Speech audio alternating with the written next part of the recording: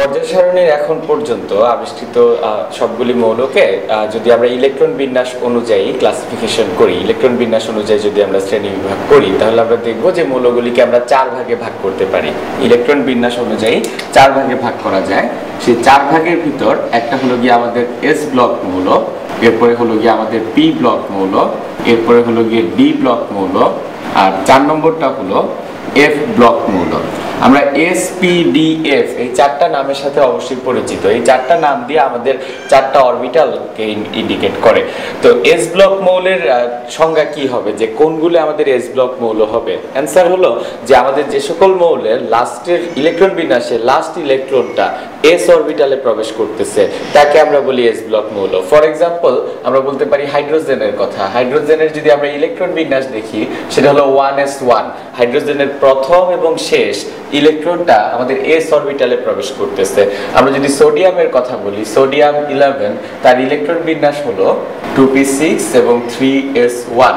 সোডিয়ামের 11 নম্বর যে ইলেকট্রনটা সেটা আমাদের 3s অরবিটালে প্রবেশ করতেছে, একটা এস অরবিটালে প্রবেশ করতেছে। সোডিয়াম আমাদের একটা এস ব্লক মৌল।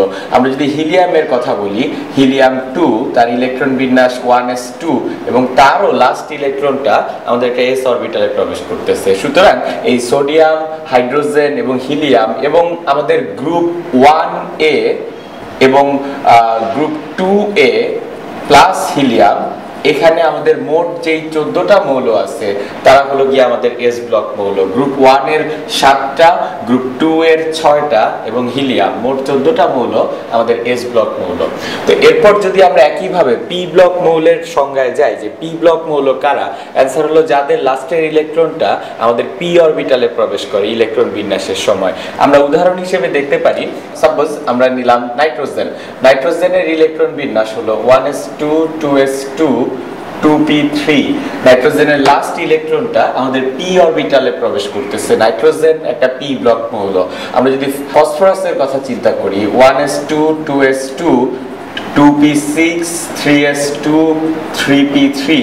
ফসফরাসের লাস্ট ইলেকট্রনটাও আমাদের একটা পি অরবিটালে প্রবেশ করে। সুতরাং ফসফরাস এটাও আমাদের একটা পি ব্লক মৌল।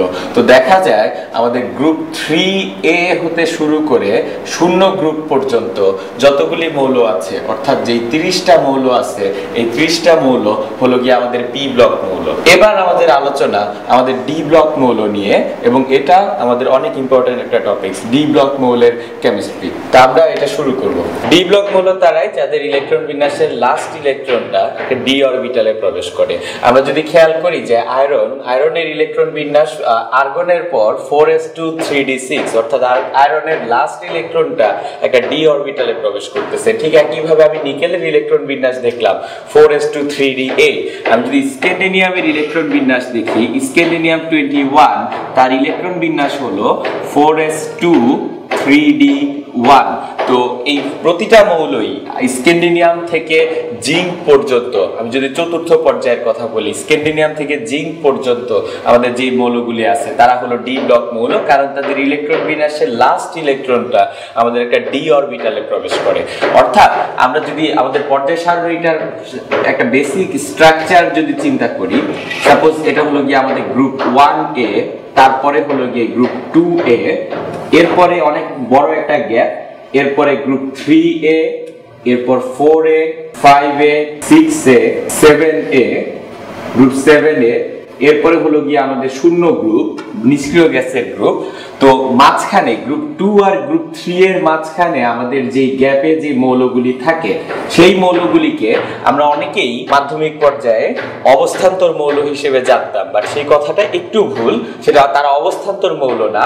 গ্রুপ 2 আর গ্রুপ 3 এর মাঝে আমাদের যে মৌলগুলি থাকে তাদেরকে আমরা বলি গিয়ে ডি ব্লক মৌল। গ্রুপ 2 আর গ্রুপ 3 এর মাঝে আমাদের যে মৌলগুলি থাকে তাদেরকে আমরা বলি ডি ব্লক মৌল। তাদের ভিতর অনেক মৌলই অবস্থান্তর মৌল, বাট সব ডি ব্লক মৌল আমাদের অবস্থান্তর মৌল না।